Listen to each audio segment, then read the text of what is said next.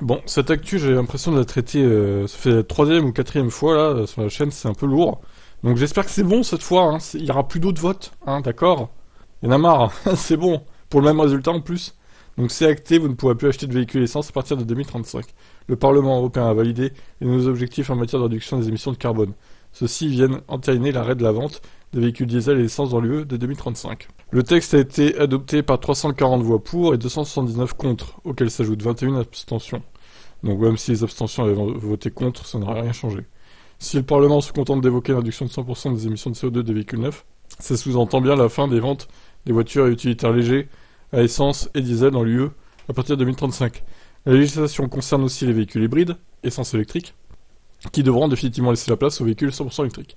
Le Parlement européen et le Conseil de l'UE ont donc fini par s'entendre sur la proposition initiale de Bruxelles, décidant même d'imposer aux États des objectifs intermédiaires de réduction des émissions. D'ici 2030, elles devront diminuer de 55% pour les voitures et de 50% pour les camionnettes.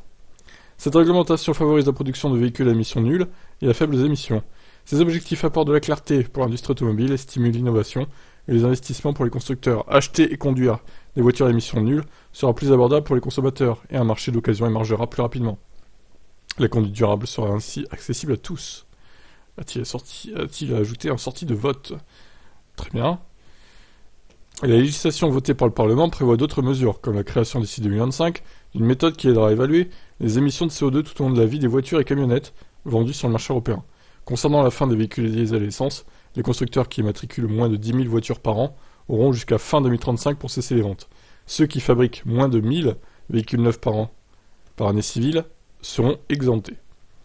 Ah oui, d'accord, donc les hypercars pourront continuer du coup, à petite série.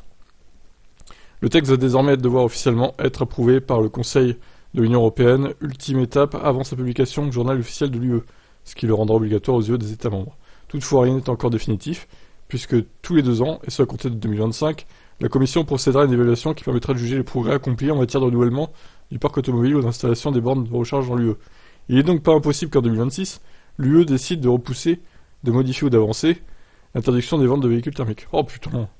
Bon bah rendez-vous dans 2 ans, hein. Pour une nouvelle news officielle, l'Europe avec la fin des voitures thermiques en 2035. Oh là là, c'est vraiment... cette politique, on en peut plus, on en a soupé. Hein. Qu'est-ce que vous en pensez, vous? Allez, ciao.